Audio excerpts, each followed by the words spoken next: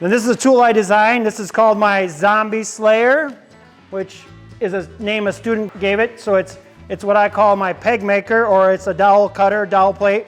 So what I do is I just split the wood. I get me a good, and see, this is why I should have my wedge in there to tighten this up, but split the wood like that.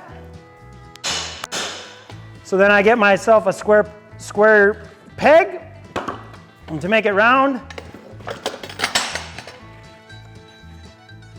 sharpen the end.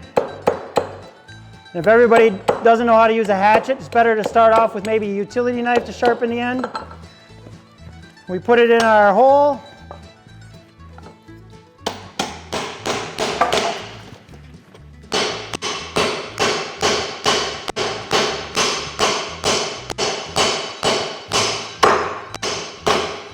And that's how we put a square peg in a round hole. And so then I make that, and that's how I join a lot of the pieces that I build. So I make the dowels, cut the joints with a drill or a more brace and bit.